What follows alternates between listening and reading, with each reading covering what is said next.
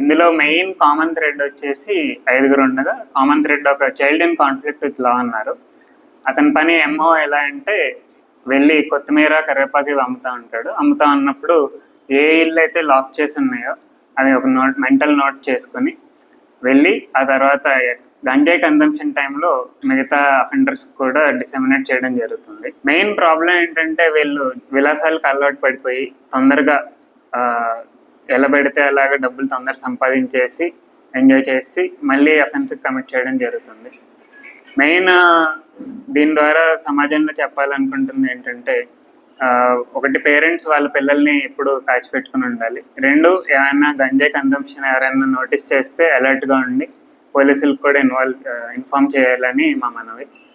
అదేవిధంగా ఎప్పుడు తప్పించుకున్నా సరే వీళ్ళు ఆల్మోస్ట్ ఒక 5 కేసెస్లో ఇన్వాల్వ్ అయి ఉన్నారు. ఈరోజు కాకపోతే రేపైనా దొరుకుతారు. దొరికినప్పుడు వీళ్ళు డెఫినెట్లీ క్యాచ్ దెమ్. ఆ భయం అయితే నేరస్తులకు ఉండాలని నా కోరిక. మెయిన్ నోటీస్ చేసింది ఏంటంటే మాకు బాధ కలిగించే విధానం, గంజాయి కన్సంప్షన్ వల్ల ఎప్పుడైతే పిల్లలు లేకపోతే వీళ్ళ ఏజ్ చూస్తే 22, 26, 24 ఉన్నాయి. వాటిల్లో మనం యంగ్స్టర్స్ ఎవరైతే ఇన్వాల్వ్ అవుతున్నారో వాళ్ళ లైఫ్ అంతా పాడు చేసుకుంటున్నారు. సో అందుకని చెప్పి మా సైడ్ నుండి ఒక రిక్వెస్ట్, గంజాయి కన్సంప్షన్ మీకు కానీ తెలిసిన వాళ్ళు ఎవరైనా ఉంటే మాకు ఇన్ఫార్మ్ చేస్తే కేసు కాకపోయినా రీహాబిలిటేషన్ కన్నా పంపిస్తాం. వీళ్ళని లిఫ్ట్ చేసింది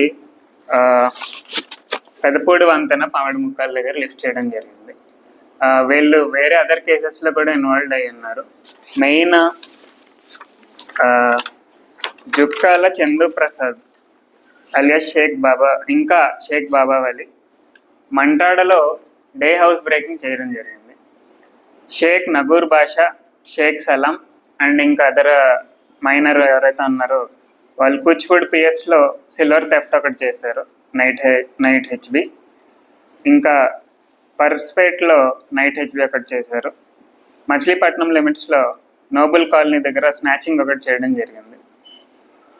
దీంట్లో మెయిన్ మేము